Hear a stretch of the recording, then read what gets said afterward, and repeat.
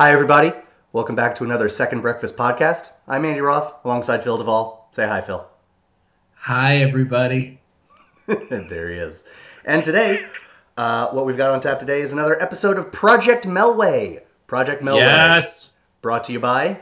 the Gibsonian Institute. Yes. Just proud to sponsor Second Breakfast in our work and our endeavors to delve deeply into Project Melway. Ladies and gentlemen, Project Melway, the project in which your intrepid hosts, Andy Roth and Philip Duvall, watch every single movie Mel Gibson has ever acted in. And we don't just do it in any willy-nilly, come what may, order. We do it chronologically. So Hither we and started yon. at the beginning. What's that? Hither and yon. Yeah, we're not just going here to there just randomly, just based on our own capricious desires. Duh. And for we are tracking the development of the superstar that is Mel Gibson. Indeed. And or that was Mel Gibson, maybe. Right. Either way. Right. Mel Gibson, and we are on the fifth movie? I believe so. I believe this is episode 5. I think this is episode 5. Yes. The Melpire Strikes Back. Mad Max Dewey, the Road Warrior. Okay, I'm going to get this out of the way right up front. Phil, you're probably going to have to rein me in. I'm going to do my best. But honestly, Phil and everyone, this is truly one of my favorite movies of all time. I could talk about this for hours, but most of it would just be sobbing with joy, probably, which while funny because it's always funny, the internet has taught us it's funny to watch someone humiliate themselves, probably not consistently interesting. So, so let's set the scene. So at the end of Mad Max, by the way, thanks, Phil. I don't think I've ever been described as intrepid before. That is aces. There's a first for everything. It's true. The hero of the Mad Max movies, played by Mr. Gibson, is also, I would say, intrepid and also crazy, mad. He has lost his family. He is. Wait, do you think that he's crazy or just angry? I think he is. Do you think that is he supposed to be mad as in like he's gone mad, or is he mad as in like he's mad now? I'm not going to take it anymore. Right. I think it's both. I think he has reached a level of madness through his anger. I think he has lost control, and I never thought of that before. Yeah, it works. Levels, man, levels. It works on so many levels. I'm a big fan of single entendres, so I don't do well. I don't do well with nuance. Indeed. So basically, the civilization, which was pretty much crumbling at which you saw in Mad Max when he was a cop, and his job as a cop, to tell you how much society was crumbling, was to drive criminals off the road until they died. I mean, fair, right? Yeah. Yes. So it's pretty much crumbling in Mad Max by the Road Warrior, which, again, Phil said it correctly, in everywhere but the U.S., it is known as Mad Max 2, but Mad Max didn't get much of a release, first-run release in the U.S., so calling it Mad Max 2 here, people would be like, I'm not going to see a sequel to a movie I haven't seen, so they released it in America as the Road Warrior. By the events of the Road Warrior, that society has pretty much crumbled. It is pretty much done, and I will explain the plot, but if you have seen the movie Waterworld... That'll take you about 5 seconds. Right. If you've seen the movie Waterworld, it's the same plot. It came out first, so don't even do that. Oh, no, it's not even a fair thing infuriating. to I was do. like, wow, it actually increased my enjoyment of Waterworld because I enjoy the Road Warrior so much. Anyway, people exist around little oases but instead of the oasis being water, it's for oil. It's for gasoline, and roving bands of crazy bandits, marauders, attack these oases and kill the people, rape the women, steal the oil or gas, and they rule the outback. basically. And Mad Max, and Max finds out about this one that has a lot of gas and is very well defended, so they're sort of eking out an existence. And he goes to them, and through various things that happen, he gets in with them, and their plan is to make a break for it through through the bandits to the coast. And start a new life there. And Max to a is like, safe place. Right, to a safe place. And Max is like, "You're idiots. There is nowhere that's safe. Please give me gas and let me go." Right. But he, for various reasons, he has a change of heart.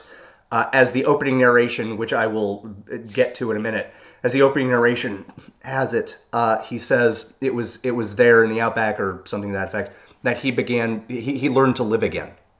And yes. And it is. I'm actually a little like moved right now. You are ridiculous. No. Not you are a by silly me, man. But not because of the movie. I'm not like crying during the movie. But the story. Well, I'll get there. It has everything that you want from the first, that you liked from the first movie. Some crazy car chases. In fact, more actual car chases in this one because the bad guys were riding motorcycles in Mad Max. Yeah. The bad guy is this terrifying Pulp Fiction style gimp guy called who's wearing a hockey mask. Called the Humongous.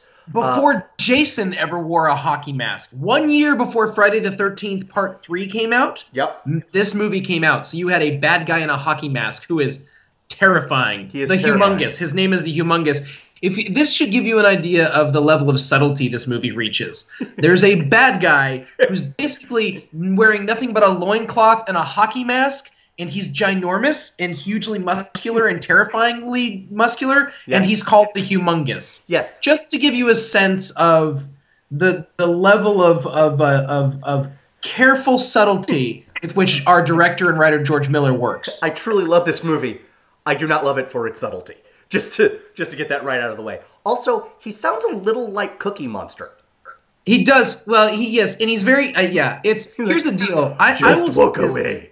Just go. Leave the gas. Go. Just walk away. Oh, it's for oil. That's good enough for me. Yes, totally. Yes, absolutely yes. I will say that I think I decided last night that it's a great movie without ever actually being a good movie. I think it's a great film. Or no, not film. I don't want to use the word film for this movie. I think it's a great flick. Yeah. With a lot of things that are really like it doesn't. The plot is just it doesn't really have a plot. No. I mean, it kind of has a plot beyond what Andy said, based on what Andy said, but that's about all we really get. Yeah. It doesn't really have real, actual character development in any way, shape, or form. None. It doesn't actually have a lot of reason for things that happen. Right. And it doesn't really have the lines are said that just it comes out of you're just like. There's this one point towards the beginning of this movie that this guy who met him, like Max, like 5 minutes beforehand is like, they're trying to escape. You're the only person who could possibly help them do it. And it's like, dude, you just met him 5 minutes ago. He caught a snake with its bare hands, therefore you think he could do it. That's basically the reasoning. Yes. I got to be honest. I think I've never thought about it in those terms, Phil, but I think you're absolutely right. I wouldn't necessarily call it a good movie. But it is a great movie. It's a great flick. And part of it is like, I mean, part of it is on purpose. Like, oh, it's weird because the world has gone to seed, and so weird things happen. We need to talk about that in a little bit soon. But it is weird because George Miller is clearly weird. Yes. I mean, he clearly has a desire to he throws things out there that are just. Visually and storytelling wise, he clearly was just like, whatever, we're making this movie. And just clearly got to do whatever he wanted to do, by the way. Indeed. I think the best example in this movie is the character of the feral kid, who is literally, I mean, everyone else in the Oasis is in some sense like recognizable as a human being, and this kid has like the troll doll hair, he's wearing a furry loincloth, and he has a razor boomerang that he throws, and he has a glove to catch it so that it doesn't slice his fingers off. Yeah. But it is like, I mean, and he's like like any feral. I mean, you've clearly never met a feral kid before. I was really proud that they put boomerangs in a movie from Australia. Totally. I was just waiting for a little wallaby to pass by. I mean, it was just like a koala bear to just be like. Right. A guy cooking on a Barbie who's like shrimp. Right. Well, like a kangaroo goes by. Yeah. That's when you see the boomerang. That's how you feel. Indeed. You talk about how he shows how this world has gone to seed. Can we throw out there that I think George Miller is probably homophobic? Because the way that villains in Mad Max, and I've read no literature on this, and maybe maybe it's the other thing. Maybe he's like, I don't know his history, I don't know anything about him. Could be that he's actually like a gay dude who's who's actually showing like some gay stuff like in the 70s and Mad Max and 80s and early 80s, perverse or something. I don't know. My guess is no. My guess is he's homophobic because the bad guys in Mad Max are very, very flamboyant in a way that, while not sexual, I would consider to be have sexual overtones. And then the main there's a reason that I compared the toe cutter, the bad guy in Mad Max, to a character from the musical Cats. Cats. Continue. Yes. Yeah, Rum Tum Tummer. Did I get that right? But yes. Tugger. Okay. And then the second bad guy, which is really the main bad guy is the Humongous, but the real bad guy, the guy that like his sideman, his henchman, his sidekick is actually the guy that's the main bad guy. The one that because the sidekick's always more vicious, right? Remember the scariest guy, and he is he walks around wearing chaps, so you see his butt a lot. Yes. And he has. The first time you see him, he's riding this motorcycle, and he's got this girl on the back of his motorcycle. Yep. And then, and like she's riding along, and then they do like this slow, like, and then they cut and they show him up close, and you realize, no, that's just a boy. That's like a young man with really long blonde hair who just holds on to him, and he's the main bad guy, and he's really like bad in this way that's like, and all of them have this sort of like it just looks like a weird SM party. Like there's sexual depravity in the way that they show. There's sexual depravity at the base of it. The bad guys are all sexually depraved in the first movie and the second movie. Yes. And in this one, there's clearly like, oh, look at him with his man. It's true. The only rebuttal I have to that, and it's not, I don't want to push this too far because I think I agree with you, is he that I forget that character's name, but that bad guy, the feral kid, takes out his boy, his lover, his boy, his lover, and I really don't want to push this too far, but I will say this: the one moment of like human emotion you get from anyone in the bad guy camp is that second in command bad guy freaking out over the death of. Yeah, I mean, he freaks out at the death over his little boy, and I get that, but that's not really far that you can go. And secondly, Humongous has a moment of humanity when he has this moment where he's like pleading with them. He's like, I know how hard it is to do what you must be so hard to do what you're doing. Just give up. Right. Just leave. Just walk away. Just walk away. Yeah. I wrote, man, he knows how hard it is to run a wasteland empire. Like, what a tough life. He's just like, I know, very pastoral. Like, he's like, I know what it's like to be you. No, you're the main bad guy. That would be like if you were like, I don't know, that would be like the devil being like, I know how hard it is for you to be tempted. And it'd be like, you're the one tempting me, jerk face. You're right. Like, oh, yes, it's so difficult. What a jerk. Anyway, I wrote down in my notes when homoeroticism was a bad thing. You're not wrong. You're not wrong, and it makes me uncomfortable, and maybe the reason that I cling to that, and I say cling, and I still don't want to push it that far. The reason I cling to that moment, that one moment of actual facsimile of human emotion, is that it makes me feel better about the homophobic. Sure. I get, for me, I don't honestly. When I see stuff like that, I don't get too uncomfortable just because I'm like, man, it was 1982. What are you going to do? Like, there's a part of it. It's like this guy's some Australian filmmaker in 1982. If he's homophobic, I mean, okay. Like, It's like that's like the that's like character when you of read Shylock, something. right? What's that? It's like the character of Shylock in Merchant of Venice, right? I mean, Yeah, yeah, or it's like when you read like a book like John Adams, and you read stuff where like there's literally conversations between Jefferson and Adams, and it might not have been those two, where they were like, look, it's not that I don't agree with you that this is like we shouldn't enslave the Negro, as they would say, but literally there were people who were like, I want to free them, but I'm not sure they could handle it. And we look back now and we're like, okay, that's just the dumbest thing. right. Right? But the people, Right. as they were saying it, like literally there was this, I mean, there were some people who were just saying it as a reason to make excuses for slavery. But there were other people who literally were like, we wonder what the fate of the Negro will be if we do this. Yeah. As if like, we wonder if they can handle, and like, you look back on that and you could easily just be like, well, that just makes me, that they're just awful. How racist. It's like, no, okay, look, just assume that at baseline, everybody was racist. Okay? Right. Yes. And then be amazed, one, by the people who weren't, and two, look within the context for how they aren't. And so I would say, like, when I see this movie, I'm like, look, dude, it was 1982. Everybody was homophobic except for the people who made soap. Okay? Right. And I mean the TV show, not the brand.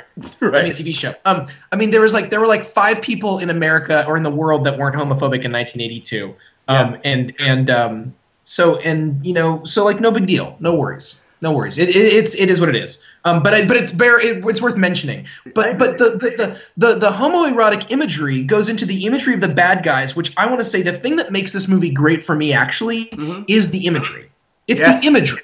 Yep. This is a movie. I want to read. I said the movie is, I think, not a great movie, but it is an incredibly impressive movie in the truest of senses. Visually, it impresses images into your brain that you will never lose. It is influential on the way you watch movies. That's what I wanted to say about that. So let me put it this way. The last time I saw this movie was, I watched this movie, which is ridiculous, but I watched this movie a lot when I was a kid because we had it on tape.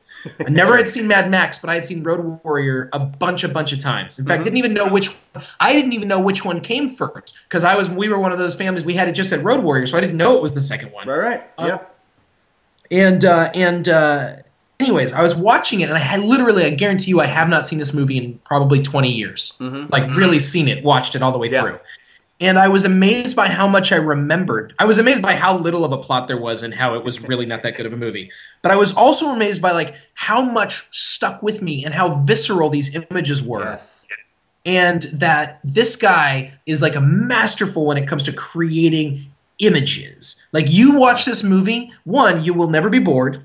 No. 2, you will be laughing or enjoying it, even if it's ridiculous, unquestionably. Yeah. And 3, you will remember it. Like you remember the feral kid. You remember the way he looks. You remember the gyro captain. Yes. You'll remember the humongous. You remember the Mohawk guy for the. This movie was so influential, on just visually so impactful that. 3 years later, or not even 3 years later, John Hughes, when he was making Weird Science, he literally copied this idea of these sort of rogue bad guys for the ending of his movie, and even used the motorcycle Mohawk guy as the main bad guy of the mutant biker basically gang that shows up at the end of Weird Science. Nice. So one of the most popular filmmakers of the 80s was watching that movie and going, I need to. He doesn't even. It's not even like a. There's no like pretending that he was doing anything other than just taking these guys and putting them in his movie, and that's fine. Yeah, but he's doing. I agree. Fascinating to me. Fascinating. Yeah, and it's thrilling to watch the breakout scene where they make a run for it through the bad guys. It is truly one of the greatest action set pieces that have ever been staged. That's ever been staged. It is so unbelievably exciting. Can we talk about how ridiculous their plan is, though, from the point of view of like, we're gonna drive this truck. Oh look, we already know that they have arrows. Can you put something over your tires that blocks like there's two separate scenes where they're chasing Mel Gibson in a truck and they shoot out his tires with arrows and things. And the first one happens, and then in the second one, And they even put armor all over this truck. You had time to put armor all over the truck, but you couldn't cover a tire. A lot of the suspense from the movie is like, oh man, they shot out the tires. What's going to happen next? Well, nothing happens. They shoot out the tires, and the chase goes on like nothing happened. Right. But I'm like, they're going to shoot out the tires. They do it every time. Cover your tires. For the love of Sam, cover your tires. That's all. Sorry. Cover your tires. The gyro captain, who is so in this movie, there's significantly more humor than in Mad Max, and I think it's welcome. I think it sort of balances the movie a bit, and I just love it for that. And a lot of it comes from the gyro captain, who is like this he's a genius because he's built this gyrocopter, but he's also kind of a sniveling weenie. And, and so that sort of like, I have to be a hero, but I really don't want to be, is pretty funny. And the guy, Bruce Spence, the character comes back in the third Mad Max movie, but I know, I've heard. He is also the mouth of Sauron in Return of the King. The guy with the gigantic mouth is like I have a token that I was bidden to show thee. Like and who Aragorn's like, oh yeah, well I have a sword I'm going to use to cut off your head, and then he does it. You mean the greatest part of the third movie, which wasn't even in the theater? That was in the extended edition, and when I saw it, it's like there are things that when you're like, oh, who cares about extended editions or director's cuts? And like, right. I get that. I, by and large, don't care about director's cuts and extended editions. But what's funny about that scene, you don't have to be like a Lord of the Rings nerd to be like, wait a minute, that added an extra 5 minutes to an already 4-hour movie, and it was easily the best part of the movie. What is wrong? It's one of those cuts that I'm like, well, that was a failure. That was a failure. Okay. Like, that was because he's so good. It's such a good scene. I agree. Hey, by the way, so what else do we need to say about this movie? Because we haven't talked about Mel Gibson at all. We need to talk about Mel Gibson. I want to talk about sort of the imagery on a sci-fi level first. Okay. So there are these two famous or influential science fiction novels that it's the as post-apocalyptic fiction goes in the middle of the 20th century. I guess there are three. There's I Am Legend, there's Earth Abides, and there's Canticle for Leibowitz. And I Am Legend is about vampires. What about these three? Are these you're claiming them as what? They're consistently named some of the 2 or 3 of the best science fiction novels ever written. What about Fahrenheit 451? Isn't that supposed to be like number 1? That's a little bit later, like in chronology. Okay, continue. Thanks. Why I oughta. So the point of A Canticle for Leibowitz is basically like those who forget the past are doomed to repeat it. Which this movie doesn't necessarily discount that possibility, but it doesn't really talk about it. There's another book called Earth Abides, which I liked a lot. I didn't love it, and I'm a huge science fiction guy. I read it voraciously. Earth Abides is good, but the point it makes is the same point or it's not really a point, but like it sets it up like you're not going to rebuild civilization. You're going to do what you can on the wreckage of the old civilization. And everything that you see in this movie is an image of, well, this used to be used for that. Now we're going to use it for this. Right. And we're doing the best that we can. And even the vehicles of the bad guys, I mean, you can tell these are like repurposed sheets of metal. It is. Let's talk about Mel Gibson, but I want to talk about the opening and closing narrations. I have something fairly controversial that I think you're going to love because you're going to hate me. Well, just say it. I think the opening and especially the closing narration, I would say it's the best opening and closing narration in movie history. Yeah, I will. And I'll tell you why. Okay. Because in a movie about images. Yeah. Or in a movie where the best thing is the imagery, I should say. In a movie that is almost a silent movie. Yeah. It is. There is so little dialogue in this film. Yes. That's true. The closing narration specifically allows. I mean, it did for me anyway, and maybe it didn't for you because as you said, you're not a huge science fiction guy. I made 10 movies in my head, off of the closing narration. It takes this universe, which, while richly designed, is this big. You're basically around this oasis for the entirety of the movie, and it blows it up. It makes it literally worldwide, and it makes it and it just, like, the stories that are implicit in the closing narration, like, it is gorgeous. It is a gorgeous closing narration, and you have already laughed at me, and you're welcome to do so again. No, I'm good. I laughed. I did my laughing. It truly affected me, and the way it affected me was exactly what you said. It affected the way I not only watched movies, especially science fiction movies, it affected the way I read things. Because more than any closing narration that I can think of, it sparked my imagination, and it was. So you're talking about, like, when you were a kid and you saw it, you remember it that way, not necessarily, yes, but like. Still, and maybe I'm carrying it over from then. How would I not? Well, I was thinking about that a lot from just in general with the things that we talk about. We did our comfort food episode a couple of days ago or last week, and the idea. I mean, I'm realizing more and more it's just like I'm realizing more and more what Freud realized like 150 years ago. But like that, just a cigar, dude.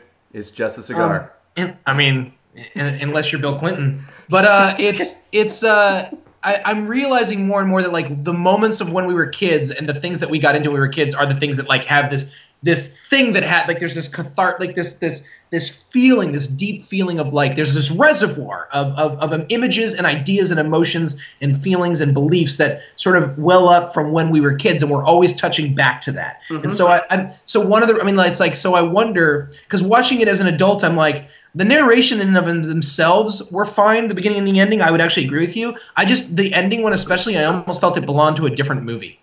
Like, I didn't dislike the beginning or the ending narrations, except they were really, really, really, like, well done and, like, very, very carefully written and sort of, as you said, on this grand epic scale about humanity, except that the movie is very, very tiny and campy and sort of fun action.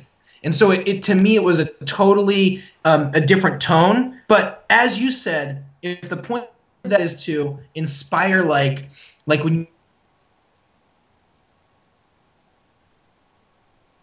excited and you were like, now I'm going to go read things or think about things. Say that again. Say that again. If the point is to what? Say that again. If the point is that when you were a kid, like, you saw it and, like, that ending narration got you all pumped up and ready to see all sorts of other things and like get it different, then heck, awesome. Then I would not disagree with you from that point of view. Like, sure. I think that's really great. I would just change your language from best to your favorite, but maybe that's just because goes back to my lack of belief in objectivity. And that's fair, but I'll say this. I saw The Road Warrior for the first time around the same time as I saw, actually a little later, as I saw all of the opening crawls for the Star Wars movies. And while, of course, those stuck with me, they didn't change how I... That wasn't a voice speaking, then that was something you had to read, which is annoying. It's annoying. Don't make me read, George Lucas. Don't make me read your crap. Also, I like the end narration because he quotes the Bible by acting. Like, he does it. He doesn't quote it, like, I was going to say by accident, but there are no accidents. It's true. He quotes it... He quotes Galatians. He says he uses the term "in the fullness of time." Yes, that's just a biblical. That's when Jesus shows up in the fullness of time. Like, it's a great term. Of course, it's a great term. Paul wrote it. It's genius.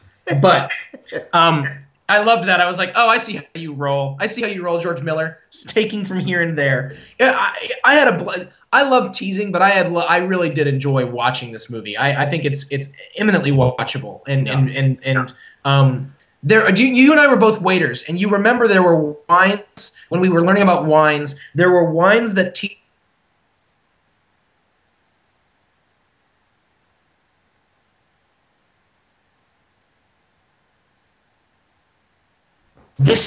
can age this for 30 years, and then, you talk about this wine in this sort of deep way. And then there's other wines that are like, this wine is so drinkable. Like, they mean, like, look, it's not super complex and crazy, but it's also not Charles Shaw. Like, there is something to this wine that is just, its whole purpose is just to be like,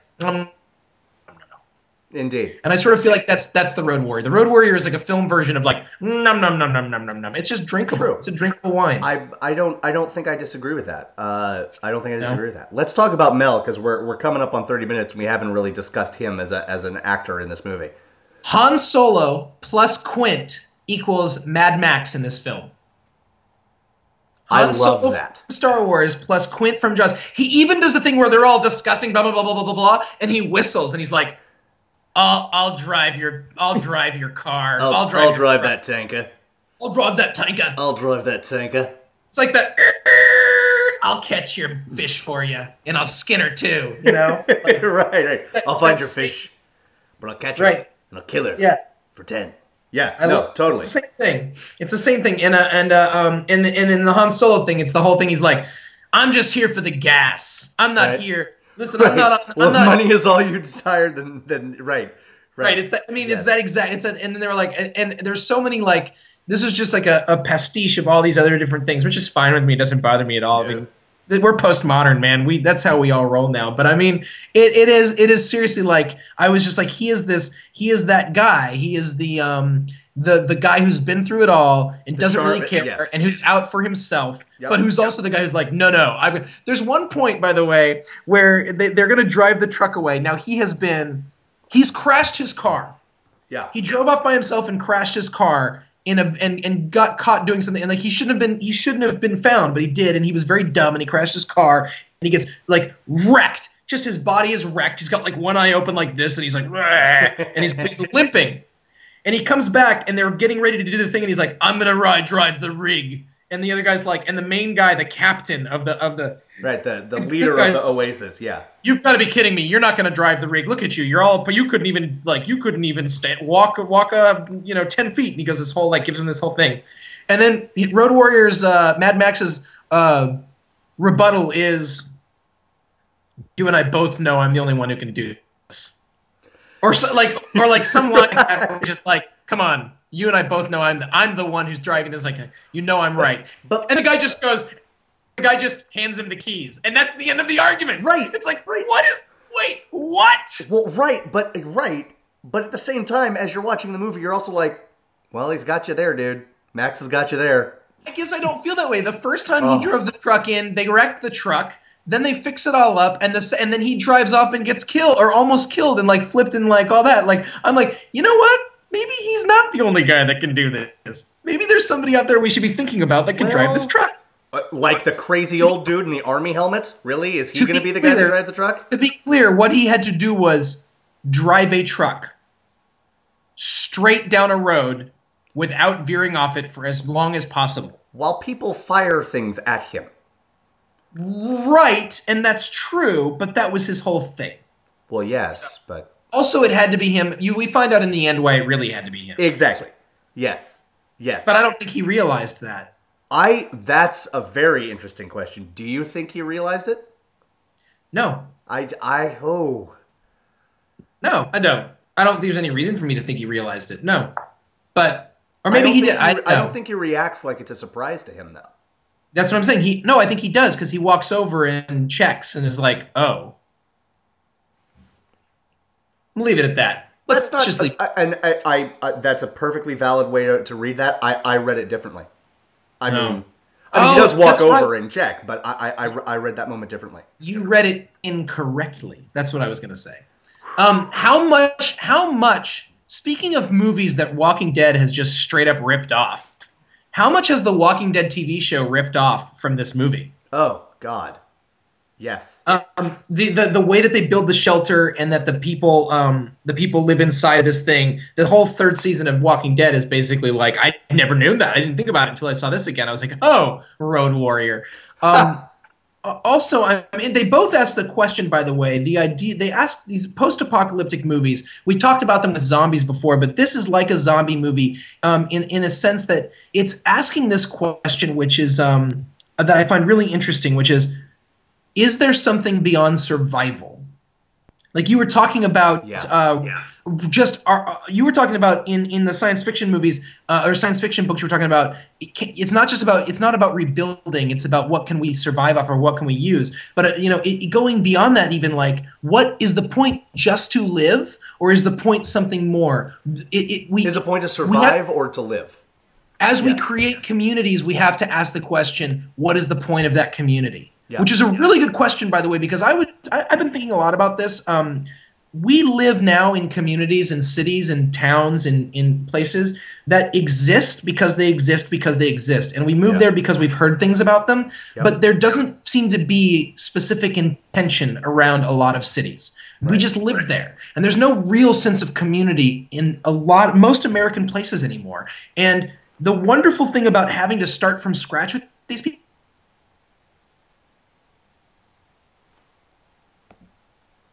like, it's existentially fascinating. Say again.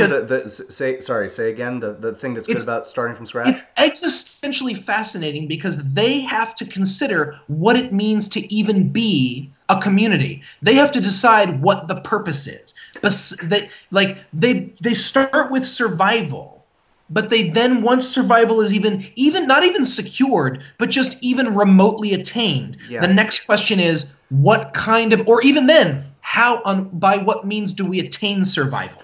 And that's a question that the Road Warrior asks. That may be the central question of the Road Warrior, if there is a deeper meaning, is by what means do we survive? Well, I think that's a central question in a lot of post-apocalyptic fiction, both books and movies, which is let us start by completely stripping away the social contract. Just done. Right. Now what? And I think that I honestly, I mean, it's not as you say, it's not a good movie, but I struggle to think of post-apocalyptic movies that ask that question, even if it's through like a rip-roaring action sequence, better than The Road Warrior. That is where my love of it comes from, and it's through what you mentioned earlier. It's through the imagery, because everything. I mean, I guess it would be art direction. I guess the art direction in this movie. It's early '80s and it's low budget, but it doesn't matter. Everything, it really doesn't. I thought it was really well done. It doesn't look early '80s, or I mean, it's definitely the most. It's definitely my favorite movie we've watched so far in Project Melway, unquestionably. Yeah. Mel Gibson himself really doesn't show a lot of range here, and that's okay. I don't think the script doesn't really demand him to. No, there's a lot of humor, but not from him. Yes, less than Mad Max. He's now he is now just this one-note guy. I'm really looking forward to Mad Max Beyond Thunderdome, which I have heard is terrible. Yeah, I'm not sure why you're doing that, but I'm looking forward to it specifically to see the development of the Mad Max character. Fair. I'd like to see how George Miller sees this character going. Sure. And I am dismayed that there is a new Mad Max on the horizon without Mel Gibson. Though it is being created by George Miller, I am dismayed that that's the direction he's decided to go. I love Tom Hardy so much that I kind of don't care, and honestly, I love the Road Warrior so much that it's like ping ping. It just doesn't even like. Am I the only person in America for whom Tom Hardy's portrayal of Bane completely and utterly worked, and I was just terrified of him the entire time? And there are at least two of them. There are at least two of us, brother, because, man. They make fun of that guy so much, and like the way that he talks like a nothing on this world, and that you can hardly understand him. And I was like, whatever, he is terrifying. He's good in everything. You've got to see Warrior. You have to see Warrior. It's so good. Anything else? I will see that movie, because otherwise nothing else is going to stop me. There you go. Anything else about the Road Warrior? No, what's next, man? What's on next on the agenda? The agenda. Next week, next Wednesday, coming at you, episode 6, Attack Force Z. Oh, really? Is that next? I think so, yeah. It's either that or the Year of Living Dangerously, and I think it's that. I think it's the Year of Living Dangerously. Well, let's make an executive decision right now so people know what to expect. Hey, Andy, did you ever notice that sometimes when we go really high, we do that, like both of us do it sometimes, and I sort of feel like we both sound like I don't know what you're talking about. Like Jiminy Glick. Have you seen Martin Short do Jiminy Glick? Yes, and we're not going to talk about it. Okay, yeah, all right. I don't want to give any time to Jiminy Glick. We're Attack Force Z, and then Year of Living Dangerously, and then The Bounty. Okay, so those are our next 3 weeks. I'm feeling great about that. I'm feeling great about the next. Me too. I'm looking forward to it. I feel like honestly, can I be honest with you? Yeah. No, I'm not going to say that. I was about to say I feel like the hard times are over, But I won't say that till we get to Lethal Weapon. Nice. Because these other movies I haven't seen, I just can't vouch for them. Totally fair. So, all right. Everybody, this has been another episode of Second Breakfast. This has been our 5th installment of Project Melway. Brought to you by the Gibsonian Institute. There you go. Please see The Road Warrior. You will not, the worst thing you could say about it is you will not be bored. It is, you will, oh man. Oh! And I hope my babbling about it didn't bore you too much. No, you did some good babbling. I enjoyed it. Thanks, man. I appreciate it. I'm going to watch this later just to see you again. Right back at you. I'm Andy Roth. That's Phil Duvall. We'll see you again real soon. Bye-bye. Bye-bye.